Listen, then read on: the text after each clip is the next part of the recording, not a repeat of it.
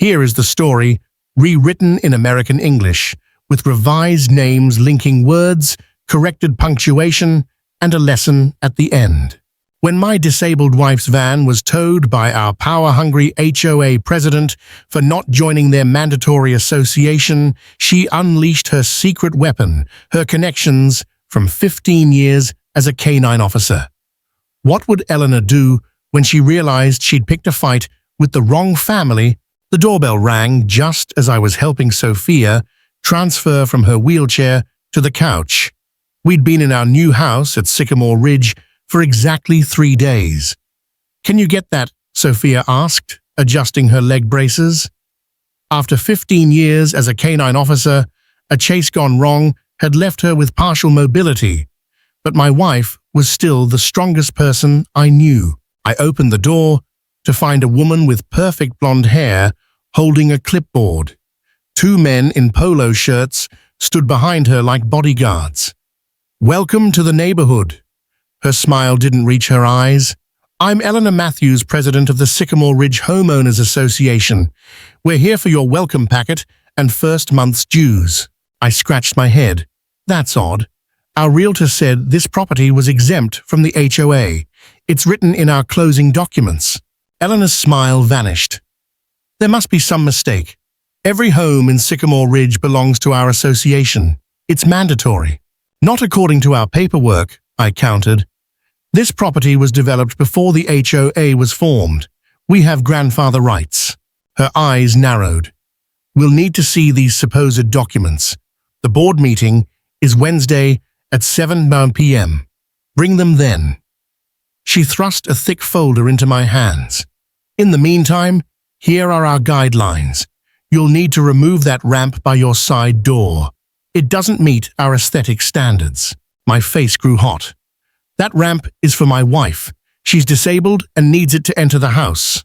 "Rules are rules," Eleanor said with a shrug. "You can apply for a variance, but the committee only meets quarterly. The next meeting is in August." From inside, Sophia called, "Who is it, Ethan?"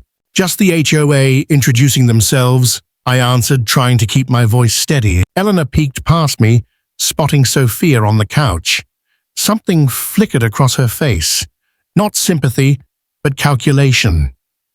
"Your situation doesn't exempt you from community standards. We pride ourselves on uniformity here. Thanks for stopping by," I said firmly, starting to close the door. Eleanor stuck her foot in the doorway. "One more thing. Your wife's van with those service dog stickers. It needs to be garaged. No commercial vehicles in driveways overnight." "It's not commercial," I argued. "It's equipped for her wheelchair." "It has advertising on it," she insisted. "It has a K-9 support decal because she was a police officer," I stated. Eleanor withdrew her foot. "The rules apply to everyone, Mr. Mitchell. Wednesday, 7:00 p.m. Don't be late." I shut the door, my hands shaking with anger. "What was that about?" Sophia asked as I returned to the living room. I handed her the folder. "We've met the local dictator," I said. "She says our house is part of their HOA and wants us to take down your ramp." Sophia flipped through the guidelines, her expression darkening. 56 pages of rules, maximum grass height of 2 inches. No flags except on approved holidays. "This is ridiculous," she continued. "She also says your van can't be in the driveway because of the K-9 decal." Sophia slammed the folder shut. "That's not legal. The ADA clearly states—" "I know," I said, sitting beside her. "We'll fight this." I kept all our closing documents in the fireproof safe. We spent the evening reviewing our paperwork. Sure enough, our property was explicitly excluded from the HOA's jurisdiction. The development had expanded around our lot, but our home had been built 10 years before Sycamore Ridge was even named. The next morning, I left for work at my usual time. Sophia had physical therapy at 10:00, so she'd be leaving later. I kissed her goodbye, never suspecting the war that was about to begin. At lunch, my phone rang. Sophia's voice was tight with fury. They put a boot on my van. What, who did? Your new friend Eleanor and some towing company. I can't get to my therapy appointment. I immediately left work and raced home. When I arrived, Sophia was arguing with a man in a tow truck uniform while Eleanor watched from her porch across the street. This is illegal, Sophia was saying, her wheelchair positioned to block the tow truck driver from approaching further. You can't tow a vehicle from private property without proper authorization. Ma'am, I have authorization right here, the driver said, waving a form signed by the HOA president for violation of community standards. I approached quickly. This property isn't part of the HOA. You have no jurisdiction here. Not my problem. The driver shrugged. I just go where they send me. Eleanor crossed the street, a smug smile on her face. Perhaps this will motivate you to attend Wednesday's meeting. Consider it a warning. Next time, your vehicle will be impounded. Sophia's eyes flashed dangerously. Few people knew that beneath her calm exterior was a woman who had taken down armed suspects and commanded respect throughout her police career. Remove this boot now, she said quietly, or I make one phone call to my former captain and you'll have 5 patrol cars here in minutes investigating an attempted theft. The driver looked uncertainly between Sophia and Eleanor. She's bluffing, Eleanor said dismissively. Sophia pulled out her phone showing her police badge wallpaper. Try me. 15 minutes and 1 heated phone call later, the boot was removed. A patrol officer, Sophia's former rookie, arrived just to check on the situation. Eleanor retreated to her house, but the battle lines had been drawn. That night, I installed security cameras around our property.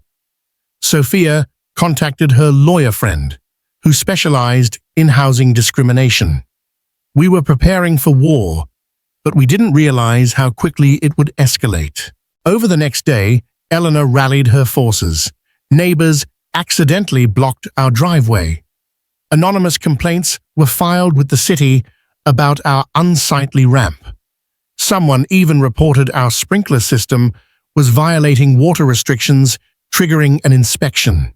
They're trying to wear us down, Sophia observed as we watched through the window while Eleanor led a group of neighbors on a property value walk that stopped conspicuously in front of our house.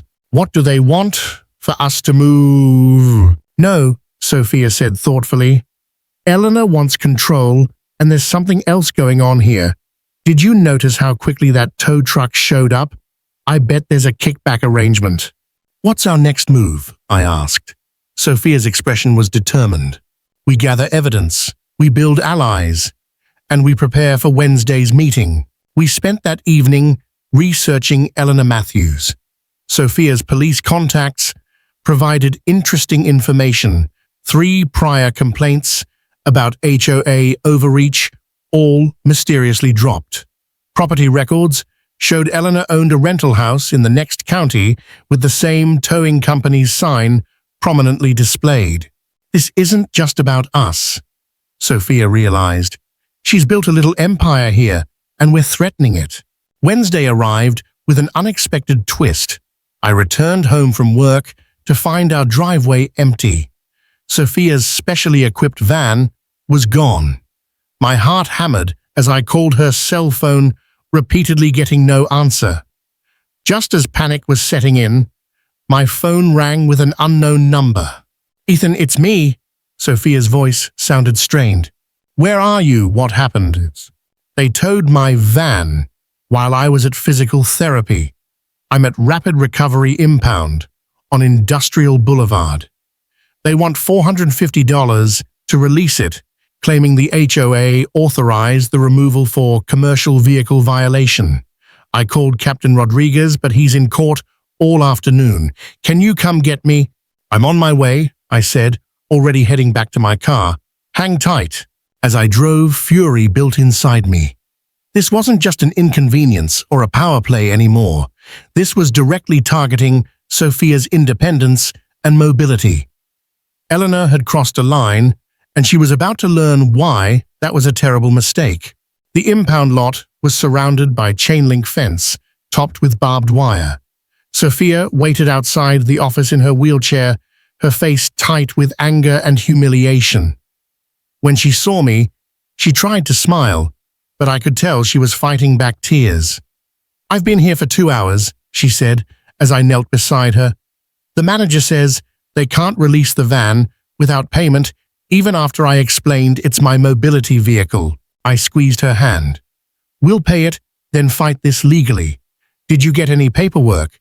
Sophia handed me a form authorized by Eleanor Matthews for commercial vehicle violation because of my K-9 support decal. She's claiming it's advertising. Inside the office, a board attendant barely looked up. $150 to release, cash or credit. Additional $50 after 24 hours. "This vehicle is specially equipped for a disabled person," I explained. "Towing it is against federal law." He shrugged. "Take it up with the HOA. I just processed the paperwork." I paid the fee seething. When we finally reached Sophia's van, I noticed a new scratch along the wheelchair ramp. Sophia saw it too, and went silent, the controlled quiet that her former colleagues had called her storm warning. "Take pictures of everything," she instructed. "Every scratch, the paperwork, the lot. We're building our case." On the drive home, Sophia made calls. First to her lawyer friend, then to former police colleagues, and finally to a local news reporter who had covered her K-9 unit's achievements years ago. "Melissa Sophia Mitchell, remember that story you wanted to do on housing discrimination against first responders? I think I've got something for you." By the time we pulled into our driveway, Sophia had arranged for a news crew to meet us at the HOA meeting. As we approached our house, we noticed something new: small American flags planted along our property line. "What's this?" I wondered. Our next-door neighbor, an older man named Frank, waved from his porch. "Heard what happened with Eleanor and your van?" he called. "Those flags mark the original property line from before the development. I've lived here 30 years. Your lot was never part of their precious HOA." Sophia smiled, her first real smile of the day. "Thank you, Frank." "Been waiting for someone to stand up to that woman," he admitted. "Most folks are too scared. She got the Gonzalez family evicted last year over a dispute about their food truck." Inside, we prepared for battle. Sophia changed into her formal police uniform, the one she'd worn for commendation ceremonies. Though retired, she was still legally allowed to wear it for certain functions. She pinned her medals and badges carefully, then added her service photo with her K-9 partner Max to her wheelchair pouch. "Psychological warfare," she explained when she caught my questioning look. "Eleanor wants to shame us. I'm going to remind everyone who they're really dealing with." The HOA meeting was held in the community clubhouse, a building with a single small ramp hidden around back. When we arrived, Sophia immediately noted the ADA violations. "Front entrance must be accessible," she murmured, taking photos. "Strike one." Inside, about 30 neighbors sat in neat rows, facing a long table where Eleanor and 4 board members presided. A sign-in sheet circulated which Sophia photographed before signing. "Non-compliant homeowners will have 2 minutes to present their case," Eleanor announced, not looking up as we entered. "Board decisions are final." She faltered when she finally noticed Sophia in full uniform. Whispers rippled through the room. "Officer Mitchell," Eleanor recovered quickly. "You're out of order. We haven't called your case yet." "Actually," came a voice from the doorway, "I believe they're right on time." Heads turned as Captain Rodriguez entered in uniform, followed by 2 other officers and a woman with a press badge. Eleanor's face flushed. "This is a private meeting. Media is not allowed." "Public meeting in a public space," the reporter Melissa replied cheerfully. "HOA meetings in this state fall under open meeting laws when they involve governance decisions." Sophia positioned her wheelchair at the center aisle. "We're here to resolve several issues, Eleanor. First, the illegal towing of my ADA-compliant vehicle. Second, the harassment regarding our property, which documents prove is exempt from your HOA. Eleanor's knuckles whitened around her gavel. We have no record of any exemption. I stepped forward, placing our paperwork on the table: original deed from 1978 property survey, from 2003 title insurance documents, specifically noting HOA exemption. And I added, sliding forward, a final paper, a cease and desist letter from our attorney regarding ADA violations. Captain Rodriguez stepped forward. We're also investigating a pattern of selective enforcement and possible kickback arrangements with rapid recovery towing. Several residents have now filed complaints. The room erupted in murmurs. A woman stood up nervously. They towed my son's car last month because his university sticker counted as signage. Cost me $400 to get it back. Another resident joined in. They cited me for a basketball hoop that was supposedly 6 inches too tall. Eleanor banged her gavel repeatedly. Order: these complaints are not on tonight's agenda. Or cease. I moved to add them, said a board member, an older woman named Brenda, who had been watching the proceedings with growing concern. And I move we review the towing company contract, specifically the portion that pays for Eleanor's vacation home landscaping. Eleanor's face went pale. Brenda, that's completely inappropriate. Is it? Brenda shuffled some papers. Because I've been reviewing the financial records as treasurer, and there are several payments to Matthew's Landscape Design registered to your son's address. The room went silent. I think, Sophia said, into the quiet, we've identified the real problem. And it's not our K-9 support decal. Melissa's photographer captured Eleanor's expression perfectly as Captain Rodriguez stepped forward. Mrs. Matthews, he said, we'd like you to come down to the station to answer some questions about possible misappropriation of funds. As Eleanor was escorted out, still protesting, the remaining board members quickly voted to recognize our property's exemption, refund our towing fees, and launch an audit of all HOA finances. Outside afterward, neighbors gathered around Sophia, sharing their own HOA horror stories. Frank brought us a celebratory bottle of wine.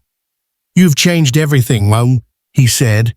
People have been afraid to speak up for years. Sophia looked thoughtful. This isn't over. HOAs serve an important purpose when run properly. The problem was corruption, not the concept. What do you mean? I asked. She smiled, the expression that had always meant she was forming a plan.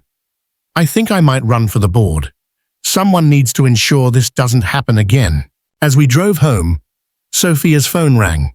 It was Melissa from the news station. This story's catching fire, she said excitedly. I've had 3 other HOAs in the county reach out with similar complaints. How would you feel about a larger investigation? With your background in law enforcement, you'd be the perfect consultant. Sophia caught my eye, raising an eyebrow in question. I smiled. Sounds like retirement just got more interesting. But, I am in, Sophia told Melissa, on one condition: we focus on solutions, not just exposing problems. After hanging up, Sophia gazed out the window at our neighborhood. You know what this means, right? That Eleanor picked the wrong person to mess with. That yes, Sophia laughed, but also that we need to get ready. Once the story breaks, there will be people from all over needing help with similar situations. Good thing I married a fighter, I said, reaching for her hand. Good thing I married someone who knows when to pay the towing fee and when to call for backup, she replied, squeezing my fingers. Now let's go plan our next move. Sirens wailed in the distance as I paced our living room. Sophia sat calmly in her wheelchair, phone in hand, a slight smile playing on her lips. The clock on our wall read 8:03 a.m. They're here, she said, looking out the window. 2 police cruisers pulled up across the street, right in front of Eleanor's pristine Tudor home with its perfectly trimmed hedges. The whole neighborhood stopped to watch. Tom Baker from next door even put down his garden hose and moved closer to his fence for a better view. "Did you really need to call in the K-9 unit?" I asked Sophia. "Trust me, honey, Eleanor crossed the line when she had my van towed. Plus, when I called Rodriguez, he mentioned they've received other complaints about our little HOA." Officer Thompson, tall with her dark hair, pulled back in a tight bun, stepped out of the first car with Ranger, her German Shepherd partner. From the second car emerged Captain Rodriguez himself, Sophia's former boss, along with another officer I didn't recognize. Eleanor Hart burst through her front door in her silk robe, coffee mug in hand, face twisted in shock. "What is going on here?" she demanded, loud enough for the whole block to hear. I couldn't help but snap a quick photo. After months of her taking pictures of our violations, this felt like sweet justice. Thompson approached with Ranger at her side. "Mrs. Eleanor Matthews, I'm Officer Thompson. We've received several reports about possible illegal activity connected to Sycamore Ridge HOA. Eleanor's face turned ghostly white. "That's absurd. What kind of illegal activity? Financial irregularities, intimidation, and possible fraud," Thompson replied, her voice level and professional. "We need to see the HOA financial records immediately." "Now, this is outrageous," Eleanor sputtered, pointing directly at our house. "They put you up to this. They're just mad about the towing." "Oh." Captain Rodriguez stepped forward. "Ma'am, these allegations came from multiple sources. Now we can do this here or down at the station." Eleanor glared at us across the street. I waved.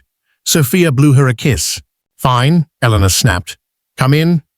But this is harassment, and I'll be filing a complaint." As the officers entered Eleanor's home, neighbors began to gather on their lawns. Whispers spread like wildfire. Phones came out to record the scene. Mrs. Patel, from down the block, hurried over to us. "What's happening?" she asked, breathless from her quick walk. Sophia smiled. "Just some questions about HOA management. Did you know Eleanor raised the dues 3 times in 2 years?" "Yes, for the new landscaping and security system," Mrs. Patel replied. "Have you seen any new landscaping?" I asked. "Or security cameras?" Mrs. Patel's eyes widened as the truth sank in. 45 minutes later, more police cars arrived. Eleanor was escorted out her front door, not in handcuffs, but clearly under escort. Captain Rodriguez carried a box of files. Ranger sniffed around the garage, where Officer Thompson discovered a safe hidden behind garden supplies. "You did this," Eleanor shouted at us as they guided her toward a police car. "You're not even real members. You'll regret this."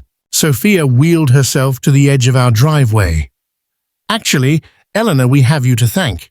If you hadn't illegally towed my van, no one would have looked into your books." The crowd of neighbors grew as word spread.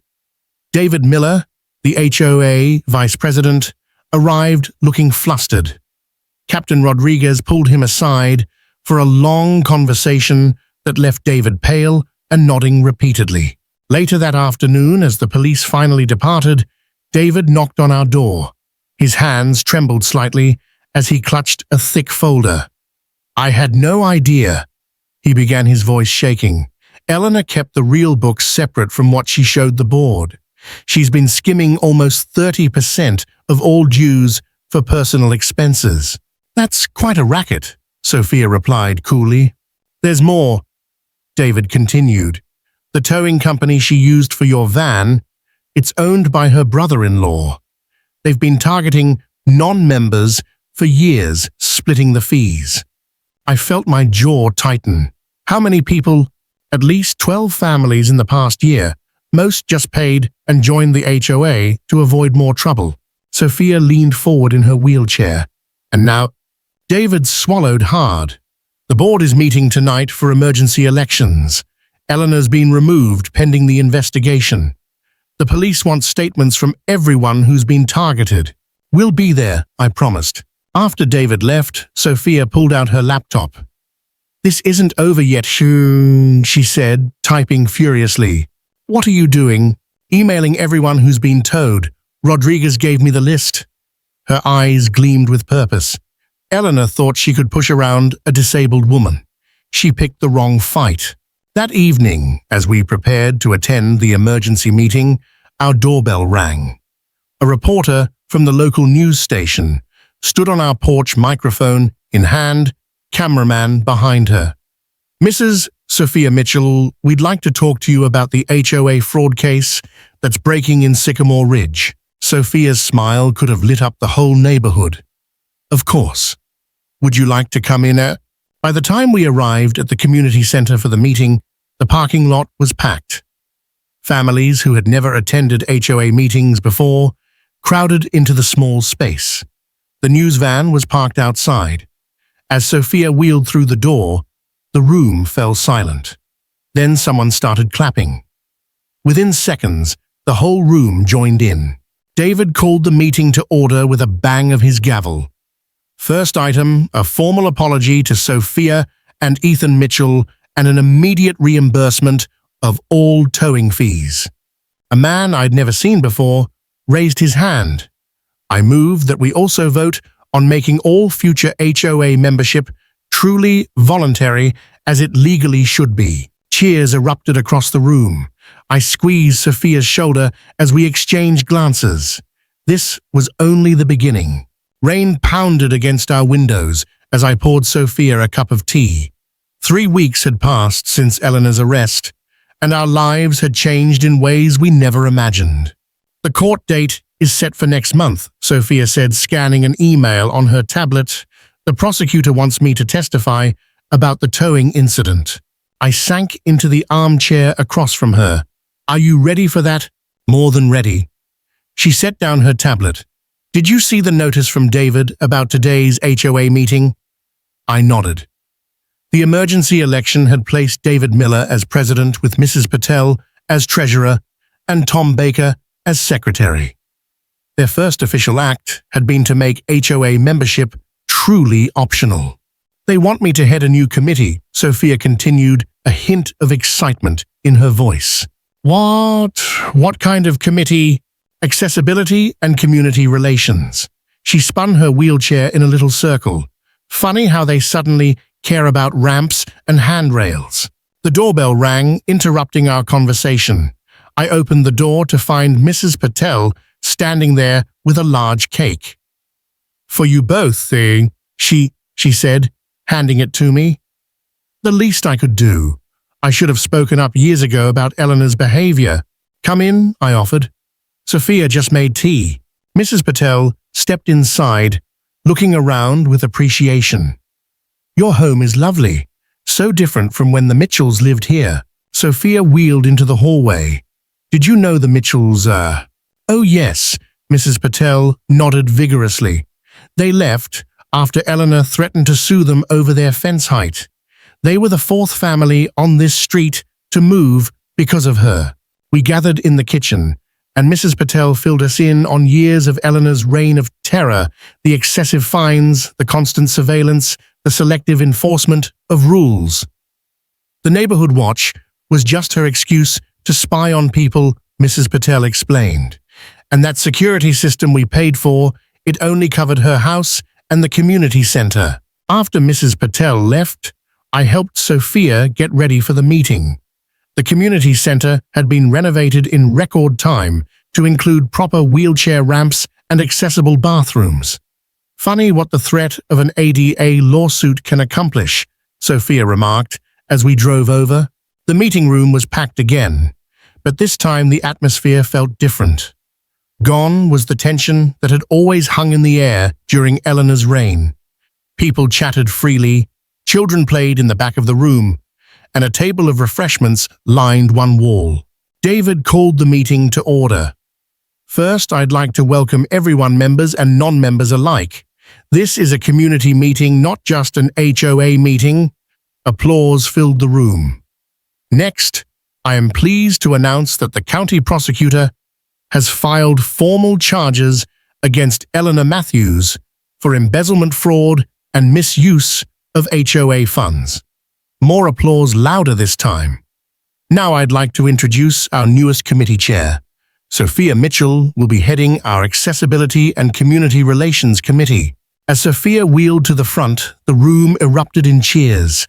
I felt a surge of pride watching her take the microphone. "Thank you," she began. "When we moved here, we thought we'd found our forever home. Then we discovered what living under Eleanor's version of an HOA meant." People nodded in understanding. But that's the past. Now we have a chance to build the kind of neighborhood we all want to live in. My first proposal is to use the recovered funds, over $75,000, that Eleanor stole to make our playgrounds accessible to all children, including those with disabilities. The vote was unanimous. After the meeting, as we mingled with our neighbors, Captain Rodriguez appeared at the door. He made his way through the crowd to reach us. "Thought you'd want to know," he said quietly. "We found evidence that Eleanor has been doing this in 3 different neighborhoods. She moves in, takes over the HOA schemes, money for a few years, then sells her house at a profit and moves on." "A serial HOA scammer," Sophia marveled. "I've never heard of such a thing." "Neither had we," Rodriguez admitted, "but thanks to you, we're now looking at similar cases across the county." On our way home, Sophia was unusually quiet. I reached over to touch her hand. "What are you thinking about?" "Remember how angry I was when they towed my van?" she asked. "How helpless I felt?" I nodded. That day had been terrible for both of us. I never thought it would lead to all this. I was just trying to stand up for myself, but it turned into something bigger. As we pulled into our driveway, we noticed something new. A small sign had been placed in our front yard. It read, "Home of the Sycamore Ridge Accessibility Committee Chair." Sophia laughed. "Now that's a sign I don't mind having in our yard." The next morning, I was surprised to find Sophia already up and dressed when I came downstairs. "Going somewhere?" I asked. "We both are," she replied. "The prosecutor called. They're executing a search warrant on Eleanor's vacation home today. Apparently, she bought it with HOA money." I whistled. "How much did she steal altogether?" "They're still calculating, but it's well over $200,000 from our neighborhood alone." We drove to the courthouse, where Sophia gave her official statement. The prosecutor, a sharp woman named Diane, seemed impressed by Sophia's detailed account.